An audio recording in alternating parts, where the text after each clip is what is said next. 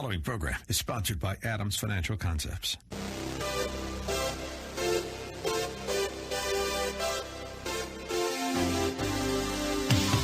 Welcome to About Money, a different approach to investing you won't hear anywhere else.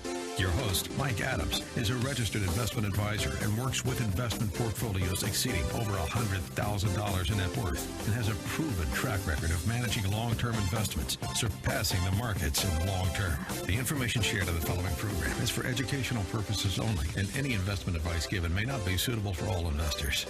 And now, here's Mike. It is Saturday, and we're going to be talking about money. Some of you who have been listening to the radio program before may have heard this introduction, and so if you do, I apologize. I want to use it again because I think it's instructive. And if you haven't heard it, please listen closely because I think this illustrates something that I think you need to hear. So suppose you got an email in your email letterbox that said there was going to be a stock that was going to go up by the end of the month. And sure enough, you checked at the end of the month, and that stock did go up. And then a few days after the end of the month, you got an email saying a certain stock was going to go down. And sure enough, the stock did go down. Now, each one of these emails has been delivered to you directly. It's not a mass email letter. It's not a MailChimp. It's not an email campaign. This is addressed to you personally. This is on your personal email address. This is coming to you. You're not one of many. This is specific to you. And already you've gotten an email of a stock that was going to go up, and it did. An email about a stock that was going to go down, and it did.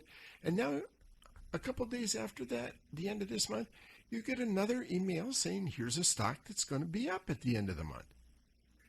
And by George, it sure is. It was up. And then a few days after the end of the month, you get an email saying, this is another stock that's going to go up during the month. And sure enough, it does. Now, this is somebody that is sending you these emails. You may have met this person. You may know this person, and you're finding 4 out of 4 times they've been correct. And on the 5th time, they're correct. And on the 6th time, they're correct. And the 7th time, they're correct. And the 8th time, they're correct. And the 9th time, they're correct. And the 10th time, 10 times, they've sent you an email that said this stock was either going to go up or down, and sure enough, that had happened. And now at the end of 10 months, they say, we do an excellent job in picking stocks. And so we want you to make a very big investment with us. Wouldn't you give that a lot of consideration? This person had been right 10 out of 10 times. Absolutely right. What they said was going to happen did in fact happen. This person looks like a genius for picking stocks. Right? You know, this is a situation where what you don't see is what is missing. Because that person sat down and to 10,240 people, he sent emails. And on 5,120, half of them, he said that stock was going to go up. And on 5,120, an equal number, he said the stock was going to go down. Now, when the stock went up, the 5,120 who he said the stock was going to go down never heard from the person again.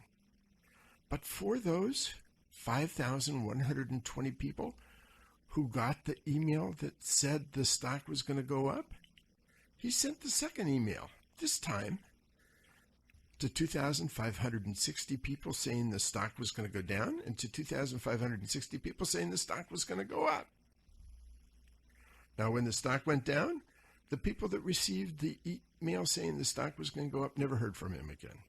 But to the 2,560 people who he sent the email saying the stock was going to go down, he sent the third email, and this time saying to 1,280 people a stock was going to go up. To 1,280, the stock was going to go down. And to the ones he was correct, he sent 640 now up and 640 down. And to the 640 who he got right, to 320 received an email that said this certain stock was going to go up and 320 down. And you work it all the way down until after 10 months, 10 people have received 10 emails where the correction or the picks were absolutely correct. You're one of 10. Started with 10,000, but after 10 months, you're one of 10. It's what's called the classic Baltimore stockbroker story. Why it's called Baltimore, nobody knows, because there was never a Baltimore stockbroker. It was something that was a hypothetical thing, but it's a classic story. It's a story that's been around for many years, and it works. Why? Because they never tell you the whole story. There's some truth to it. And with the truth, you get to see, because you're one of the 10, you draw incorrect conclusions.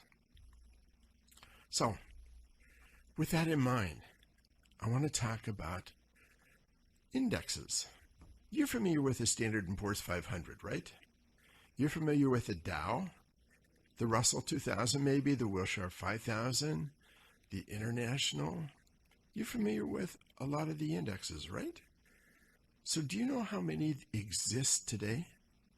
Take a guess. How many indexes do you believe exist today? 100? So each country that has a stock market has an index for that stock market. So 100 is too few, right? Every country with a stock market, and most countries now have stock markets. So 100 is too few. So what do you think, 500? Well, there's combinations as well. You have the EU combined into one index. You have Southeast Asia combined into one index. You have big caps and small caps and mini caps. So 500 now, 1,000? 1,000 indexes already sounds like a lot, right? If I had to guess, when I started researching this, I would have guessed there were about 1,000 indices, and I would have been really wrong. There are now, as of November of last year, the research I found, there are 3,730,000 stock market indexes. 3,730,000.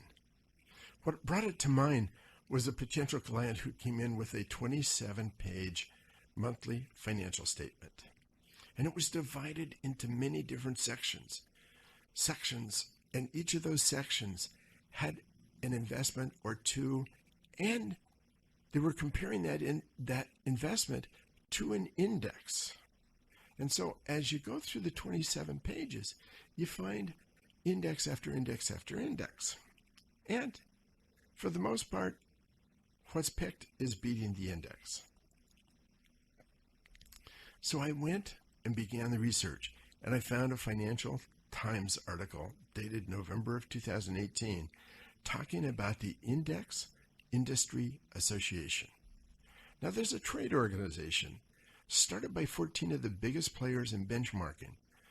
The Standard & Poor's Dow Jones, the FTSE, Russell. There were 14 major, but there's a whole industry now that they're creating indexes. Last year alone, this industry created 438,000 indexes. Think about that. 438,000 indices just in 2018. And that wasn't all of 2018 because that was only in November of 2018. So why do we need so many indexes? Why do we need 3,730,000 indices? So there's two approaches to the stock market. When you're building out a portfolio of stocks, there's what's called the top down and the bottoms up. and I'm a bottoms-up type approach. The tops-down modern portfolio theory comes from seeking a scientific explanation of what goes on. They want to quantify it. They want to mathematically know. I use the example time after time about Peter Higgs. In 1964, Peter Higgs proposed there had to be a particle in physics to explain the universe. This was in the science of physics. He said there has to exist this boson particle, which explains how the universe comes together. It was called the Higgs boson particle. 1964. It was the theory. It wasn't proven. It was not found. It was called the God particle because if that particle was proven not to exist, our complete understanding as we know it, our complete understanding of physics would have been invalid. But on July 4th, 2012, in the Hadron Collider, they found the Higgs boson particle 48 years after it was theorized. 48 years. And we're going to come back and talk about that again and how that applies to what's going on with modern portfolio theory and this whole idea of top-down and why we need so many indexes. Don't go away. I'll be right back.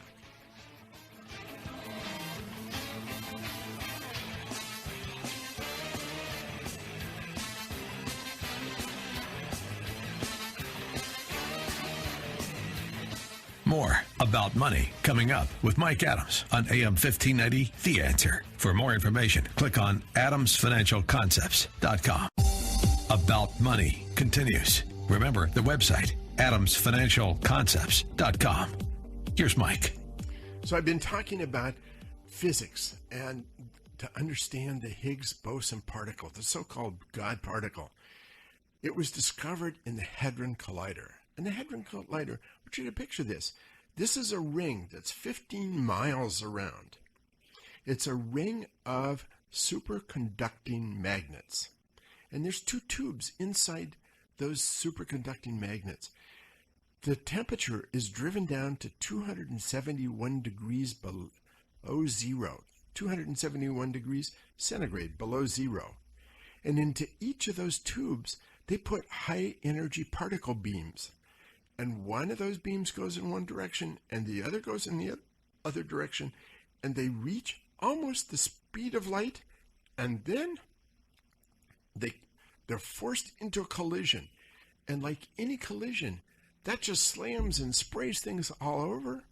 But as it happens and it sprays everything apart, you get to identify the particles that are there. And on July 4th, 2012, they identified one of those particles as the Higgs boson particle. If it had not been found, if it had been proven not to exist, our whole understanding of physics would have been invalid. Now, the fact is, those discoveries have been made in chemistry and biology, and there are people who think economics should have that kind of theory. The laws of economics should be like the laws of chemistry, the laws of physics, the laws of biology, things that you know are going to happen. So economists wanted to make a scientific theory to explain the stock market. It starts way back in the 1920s with a guy by the name of Irving Fisher, who was a brilliant mathematical guy, economist. He started to do it, but it really didn't get going until 1963 when Harry Max Markowitz postulated that stocks move based on two factors. One is the market. When the market goes up, stocks tend to go up. When the market goes down, stocks tend to go down. He called that beta. And when you have overlaying that some things that are intricate to the company itself, and he called that alpha. So he came up with his formula, the price change equals alpha plus beta times a factor. That's what he came up with. And that is terminology that is still used today. Smart beta, you've maybe heard of that.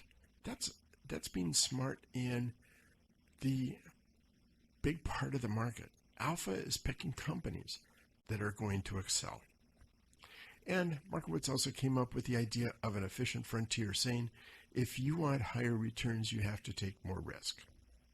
If you've listened to the program long, you know that I don't buy into that. But that's what he came up with, and that's what's taught in most universities. And in 1986, three men, Brinson, Hood, and Biebauer, came up with asset allocation, looked at asset allocation in 91 large pension funds. And they found that 85 to 90% of the risk was due to beta, to the market. 85 to 90% of stock movements were explained by beta, the market. Only 10 or 15% could be explained by companies. So the idea was, why spend all that time looking at a bottoms-up approach selecting stocks? Why not just look at the stock market itself? Well, that got things going, and now that whole theory is taught in universities to most university students. But if it was true, then why worry about the 10 to 15%? 1997, William Jenke challenged those results. He challenged Brinson, Hood, and Biebauer, and he used the same data but a different approach, and he found beta only explains 15% of the risk. 85% is explained by the individual companies. Now, when I'm talking about a bottoms-up approach, what I do is I look at 30 or 40 stocks a month. I do the financials on 8 or 9. I drill down on 1 or 2 and read the 10Ks and the 10Qs. You know, those are the 240, 250, 290 page documents they put out every quarter, every year. And I read those looking for how everything is structured and all the risk and so on in the company. And I only do 1 or 2 trades a year. But that's a bottoms-up approach. I'm looking for stocks where the price is lower than the value, where the worth of the company, the stock price is less than the worth. But from a top-down approach, they want to drill down into all these different areas, small Chinese companies or African debt derivatives. If you're a money manager selecting small Chinese companies, how do you compare to the Standard & Poor's 500? You don't want to compare to that. You want to compare to your own individual thing. And so my opinion is this: when a manager underperforms for clients,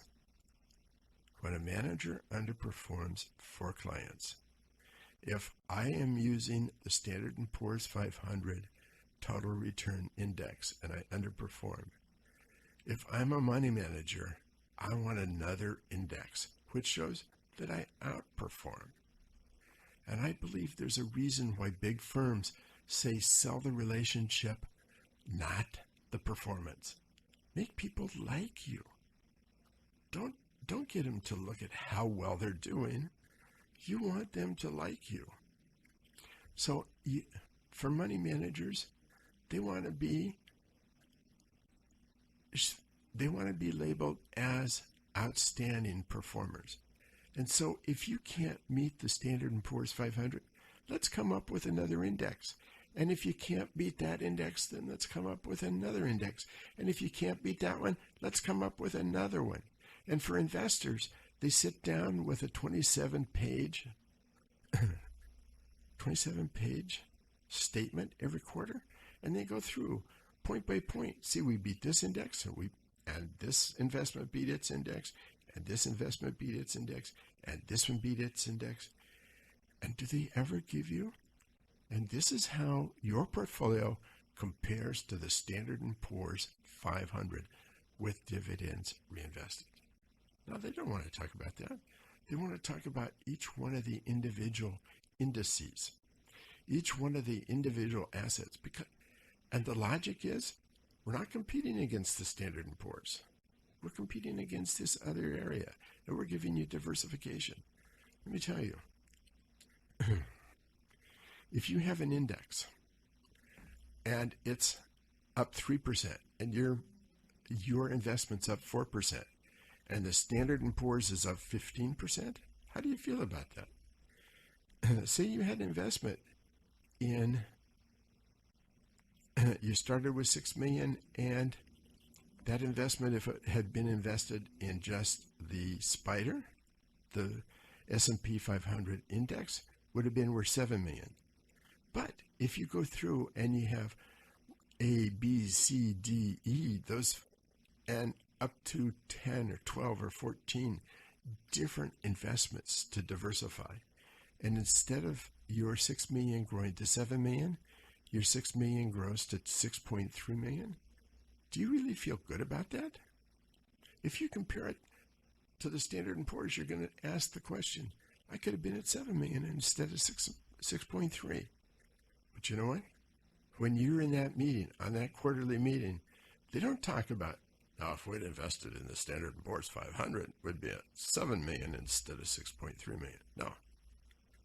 They say, see, we're doing better than each one of the benchmarks. Or we're doing better in 10 out of 12. Or we're doing better in 14 out of 16.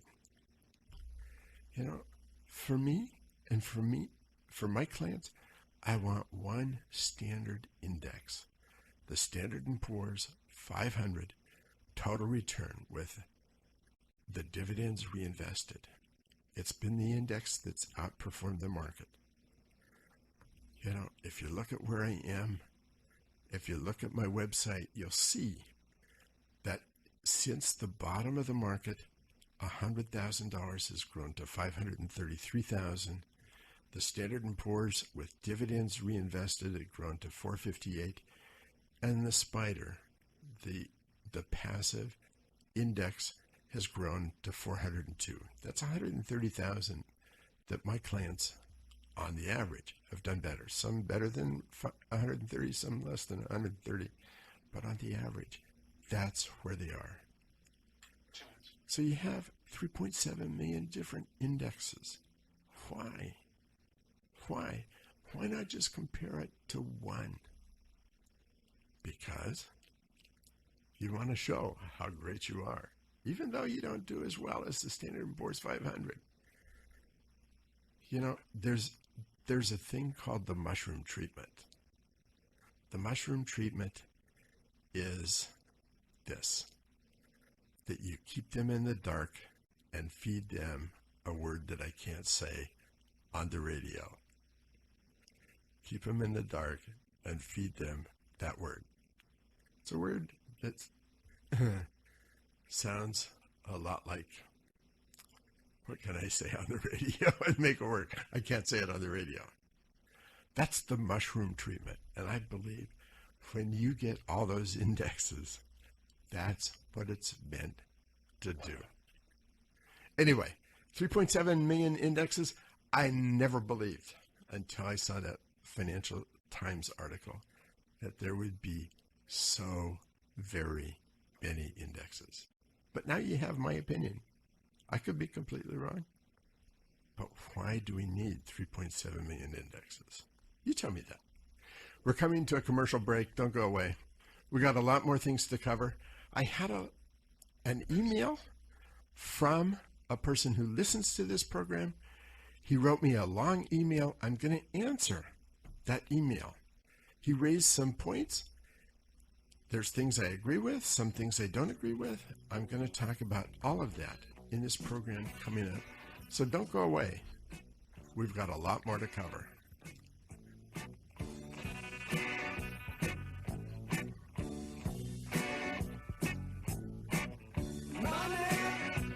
More about money coming up with Mike Adams on AM 1590, The Answer. For more information, click on adamsfinancialconcepts.com. About Money continues. Remember the website, adamsfinancialconcepts.com. Here's Mike. So, we are ready to talk more about money, but first I want to introduce my guest, Valette Nolan from Imagine Housing. Imagine Housing. Interesting name, but let's talk about this. Welcome to the program. Thank you so much, Mike. I'm really excited to be here. So why don't we start with your background? Tell us about your background. Sure. I work-wise came out of the high-tech field and joined the Imagine Housing Board in 2014 because I was living in Bellevue and have been for 25 years and wanted to do something in my community. So I joined the board and then eventually decided to join the staff, and I'm now the CEO at Imagine. But I did not come out of the not-for-profit world originally, although I've got significant not-for-profit board experience. So Imagine Housing is a nonprofit. We are. Tell us about it. We are an affordable housing provider that focuses in East King County.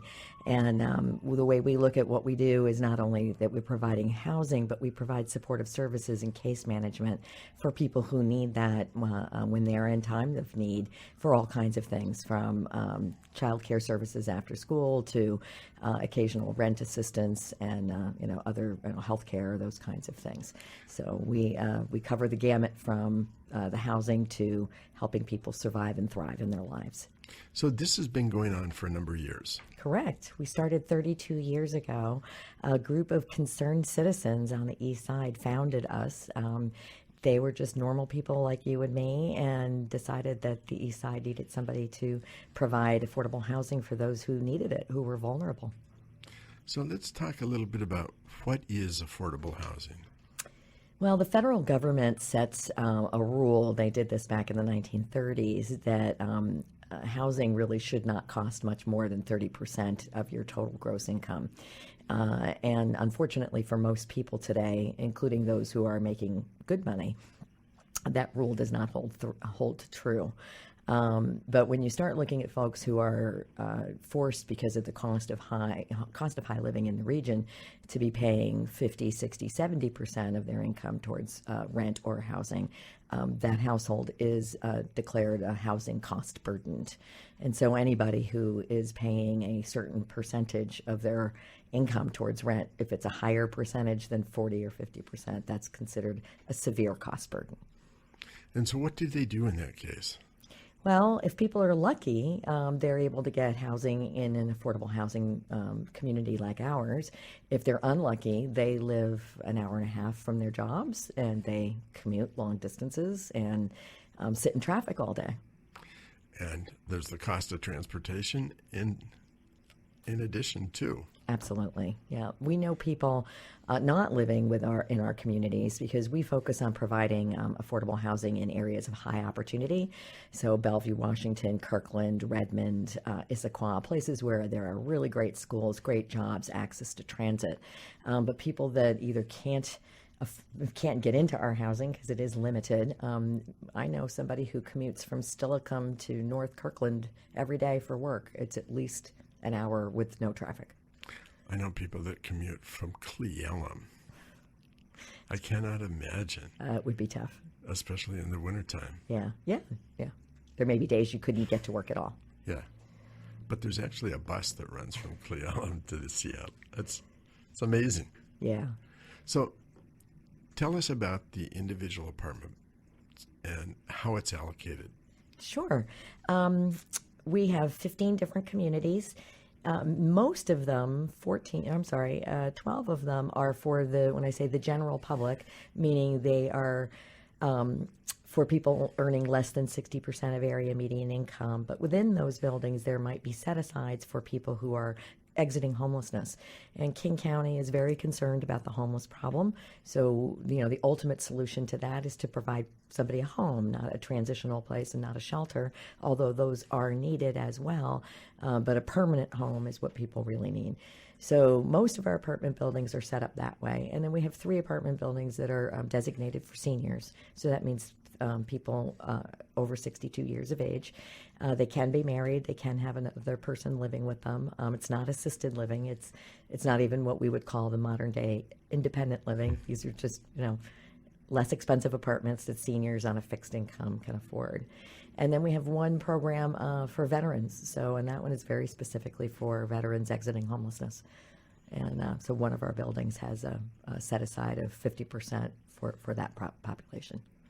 And you also have a program for kids coming out of foster care. We do. We have a partnership with Friends of Youth, which is a wonderful not-for-profit that operates throughout the region, and they specialize in serving young people from ages 5 to 25. And when you graduate from the foster care system, the day you turn 18, you're set out on your own. And so, just dumped into the streets. yeah. So one of our properties, which is in Kirkland in Totem Lake, actually has set aside for 10 units in that building that are for young people in that age group who are coming out of the foster care system, and they're getting their first jobs, and some of them are, getting married and having babies, or, just finding their way as they do when you're 20, 21 years old. They also have, I would imagine, a number of people have financial struggles and understanding finances. You provide some, or work with people to provide services that way too, right? We do. I mentioned our services program, and so our services fall into 4 basic categories. The first one is we provide basic needs and supplies to people who need it. So I'll use that example of a young mother again who might be 21 years old, and she's working as a cashier someplace. She may need things as simple as diapers and laundry soap. So we have a program for her. In addition, we have community events and education. So at each of our properties every month, we are catering education to what that community needs. So if there are young people getting their first jobs or families, we can help them with resume building, budgeting training, all those kinds of things. And then if you're in the senior building, that particular building has elected to do those groups have elected to do things like bingo and yoga, and that's how they, spend their community time. So, when you think about it, and the number of people, and you look everywhere, there's help wanted signs, but we need a certain class of working people that the wages are not livable wages probably, and they need the affordable housing. Yeah, so it really depends on what the spectrum is. Today in Bellevue, Washington, it's become this kind of urban legend, but I happen to know it's true, that the chief of the fire department could not afford to live in Bellevue. So this is not a barista or a job where you're saying, a high school kid, you're somebody making $18, $20 an hour. This is a professional getting paid, a good living wage, but it's still too expensive. So then when you think back to, I remember my first job and what it was like. If you've got people that are working either part-time because they might, we have moms with disabled children, and the mom is providing the care to the child and holding down a part-time job, and their family income is just low. So they're working, but they may not be able to be making, even $60,000, $70,000 a year. They might be in a $30,000 or $40,000 a year job. And that's tough. It's a tremendous service you're providing. So how about the funding? Where does the funding come from? There are a wide variety of sources that fund affordable housing, and it starts with the public funders. So we do work with everybody from the federal government to the state to the county to the cities, and we start there. And when we get that public funding first, and that's assured to us, then we are able to go to the private markets and participate in a program called the Low Income Housing Tax Credit Program. That's a federally funded program. It has created millions of homes in the last 30 years that the program has been in place.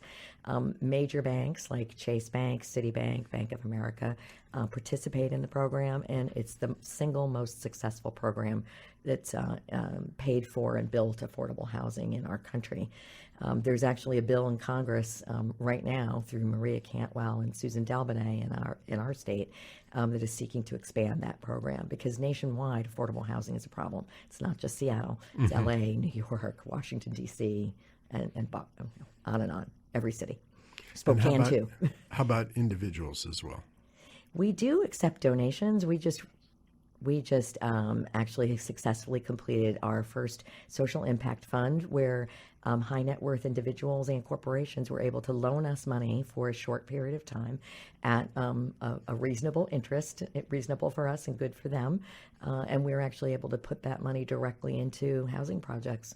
And that money can be recycled and used to produce hundreds of units. So that's a real success for us. We just closed our first $1 million fund about 2 weeks ago. So if someone was interested, I'm sure that you'll do more funds. If someone was interested, how would they get a hold of you? They can go to our website and they can contact myself or our director of impact investing. And, we can take donations, anything that people can afford to give, from their time to their influence to some sort of financial contribution, helps us do the work that we do. That's really an important service. One of the big problems in Seattle is the homeless and the people that can't afford real housing. And I say real housing, that's probably the wrong term to use. They can't afford housing at the regular rates. They need affordable housing. Yeah. It's important. We've got people earning at all areas of the spectrum. Many people will never own homes. 30% of our population never will anyway, and that's okay. You don't have to own that single family home. So we're excited about the future, and thank you so much for having us on. So would you give us your contact information if someone wanted to get a hold of you? Sure. It's ViletteN@imaginehousing.org. And my phone number is 206-890-2852. That's great. If you're listening, call. So when I come back, and thanks for being on the show, when I come back, I'm going to be talking about the email that I received. Things that I agree with, things that I don't agree with. I appreciate getting emails when somebody has a disagreement with me. I'll be right back after the commercial break. Don't go away.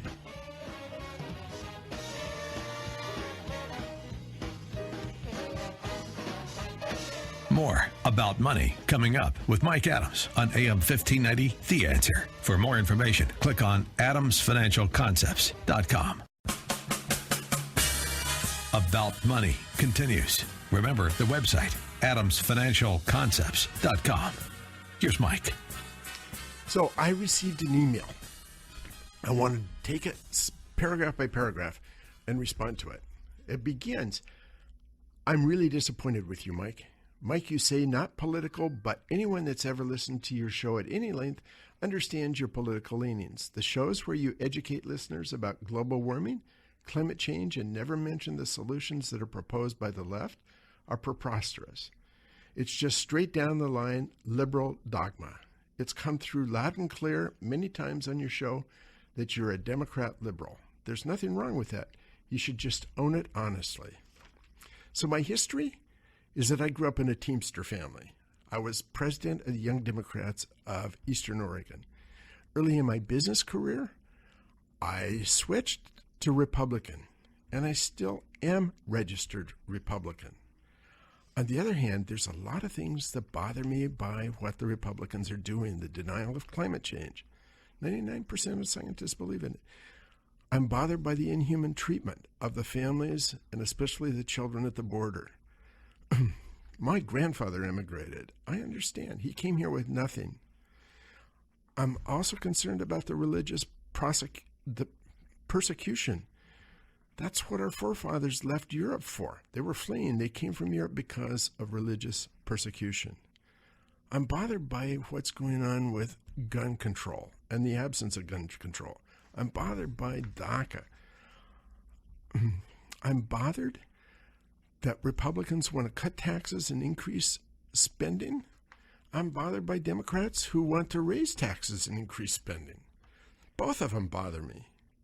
It's not just Trump that gets to me. It's the silence of the Republican senators and congressmen who seem to fall in line without really taking anything on. And there's one other thing. I like the new Green Deal. It's pie in the sky. There's a lot of things that have to happen, but those are issues that need to be addressed. And regardless of this, my focus on this program is to educate listeners for investments, not political. I'm not here to try to elect anybody. I'm here to give insight to making money. Okay, first paragraph done. Second paragraph, it says, like all Democrat liberals right now, you're not entirely comfortable with the success of the economy. It creates anxiety. I completely disagree with that. I like what's going on in the economy. I've done well with the economy going what it is. My concern is what could be happening to change what's going on. But I want to continue. Third paragraph, not one mention of your show or letter below, and I wrote a letter about China, about why Trump is challenging China.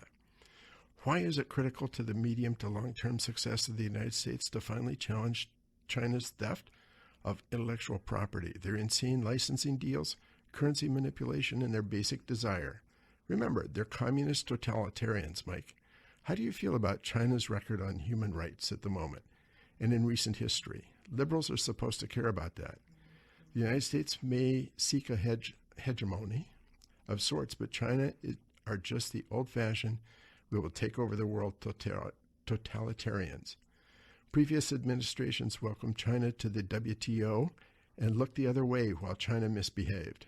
By the way, Mike, the last Democratic administration, Obama, Biden were involved. They did worse than just look the other way. Biden, or at least his son, was involved in clear bribery and corruption, making money off the Chinese personally. Biden is about to be clobbered with that fact.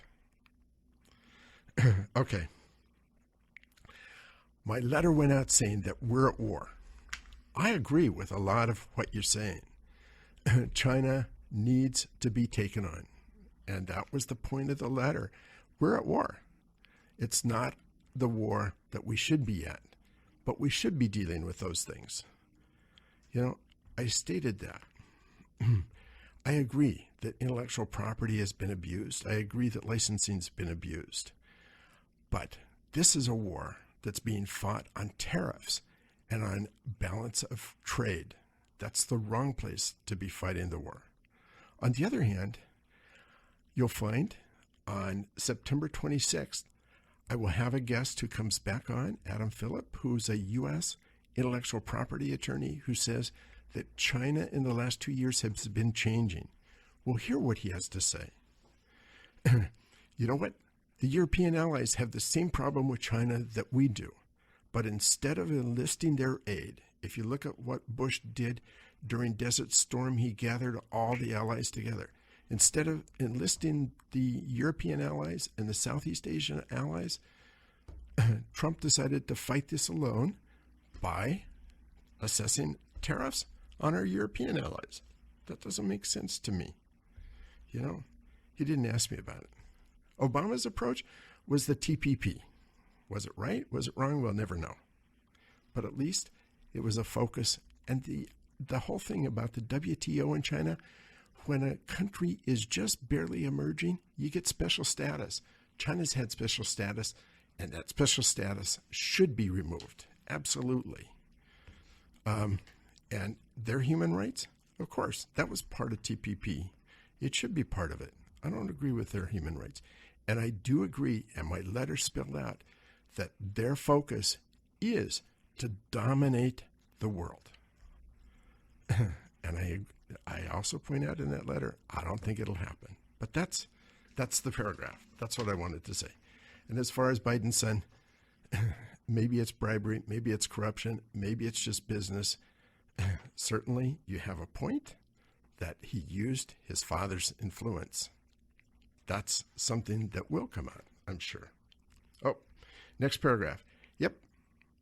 Trump just a stupid dummy for trying to take them on. And oh yeah, I'm sure that the weasels in the European Union who skipped their NATO dues are going to be all about helping the United States with China. So yeah, Trump's a dummy, just like Reagan was a dummy, George H. Bush was a dummy, G.W. Bush was a dummy. Notice a pattern? None of them a smart person like Obama who did what about China? The TPP was totally a great idea. NAFTA turned out great. Nobody should ever question the experts, the liberal globalists, Mike. Sure, you should question those things. That's what we have a Congress for. That's a compromise situation. And by the way, I voted for some of those people you mentioned, as I don't think that they're dummies, and I think some of them did a great job. Paragraph 5. In general, I've respected your ideas and the presentation in your show because until just recently, from what I've heard, you're not an advisor who's trying to scare people, not trying to tell people, oh, it's complicated and there's impending doom coming up. And only I understand how to save you. Is business slow, Mike? You're sounding like all the other advisors trying to scare people. Don't lower yourself that way. I'm not trying to scare anybody. I'm trying to prepare people. And business has been fantastic. I'm having a couple of I'm having record years. It's not a question of being slow business. I'm trying to help people understand we're going to be at war. And there's going to be winners. There's going to be losers. I want people listening to be in the winners and out of the losers.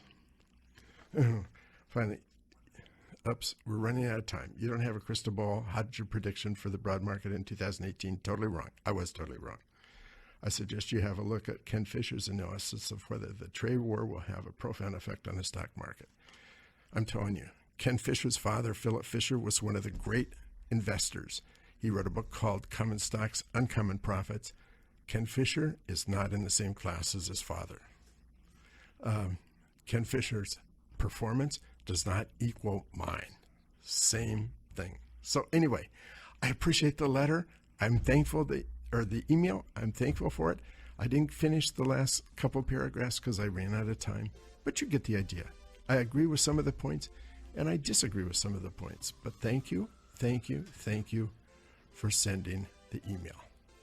And until next week, focus on making money in the stock market.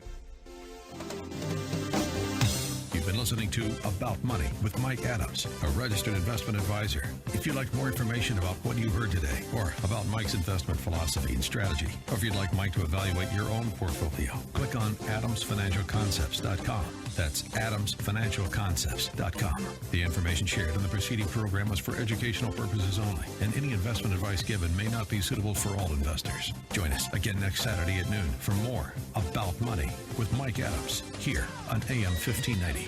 The Answer. The preceding program was sponsored by Adams Financial Concepts.